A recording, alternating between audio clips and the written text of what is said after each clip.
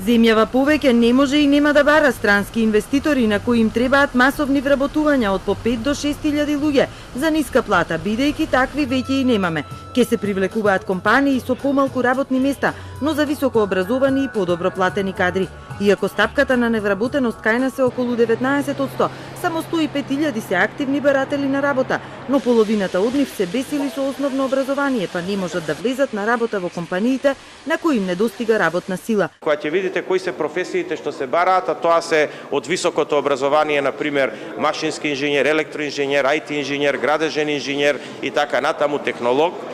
Од делот на средните технички училишта се бара заварувач, оператор на ЦНЦ машина, се бара, да речеме, бравар, машински техничар, електротехничар, понатаму во занетските струки се бара возач на моторно возило, ракувач на градежна машина, градежен работник. И сега кога ќе видите дека тие компании бараат 18.000 вработени во нашата држава да вработат до моментот, ама кога ќе видите на другата страна на списокот на расположив кадар, такви нема.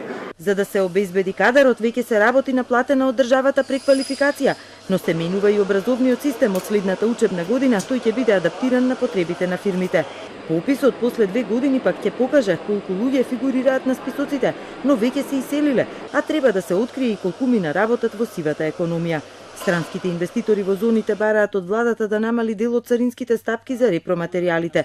И таа смета дека е тоа потребно, а ревизијата ќе мора да се направи и со приближување кон неу. Велат реално, поголем дел од тарифите се од социјализмот и штитат производство на фабрики кои веќе не постојат. Дадовме како влада задача во рамките на Министерство за финансии во Царина, во Управата за Царина, да се направи една анализа, да се види што тоа значи и каков импакт би имало врз буџетот, бидејќи мораме да бидеме внимателни и да не направиме сериозна дисторзија и на приливната страна на буџетот. Земјава денеска беше домаќин на Европскиот самит на слободни зони со над 350 учесници. Се бараа модели како тие да бидат уште побезбедни и во нив да се спречат обидите за шверц.